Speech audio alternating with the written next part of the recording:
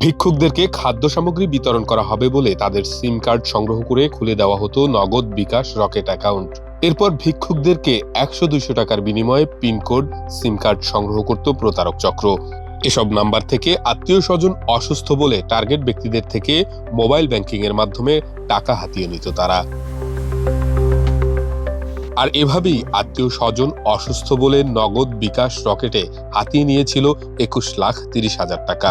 অতঃপর সিআইডির জালে বন্দী প্রতারক চক্রের মূল হোতা স্বামী স্ত্রীকে আটক করেছে চাঁপাইনবাবগঞ্জ সিআইডি। সোমবার সকালে রাজশাহীর ছোট বনগ্রাম উত্তরপাড়ার বাড়ি থেকে প্রতারণা করে হাতিয়ে নেওয়া এসব টাকা সহ তাদেরকে হাতে নাতে আটক করেছে সিআইডি। মঙ্গলবার দুপুরে চাঁপাইনবাবগঞ্জ সিআইডি কার্যালয়ে এক সংবাদ সম্মেলনে এসব তথ্য নিশ্চিত করা হয়। তাদের সাথে কোনো ভিক্ষুকের দেখা হলে ভিক্ষুকদেরকে চাল, আটা, চিনি দিবে বলে তাদের কাছ থেকে সিম সংগ্রহ করত।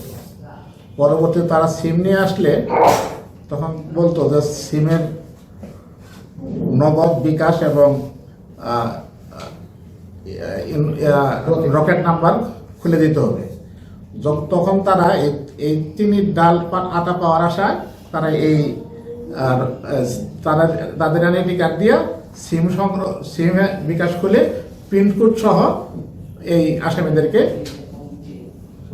সরবরাহ করত। আসামিরা এই সিম কার্ড পিনকোড সহ নিজ দখলে নিয়ে ভিক্ষুকদেরকে 100-200 টাকা দিয়ে বিদায় করে দিত।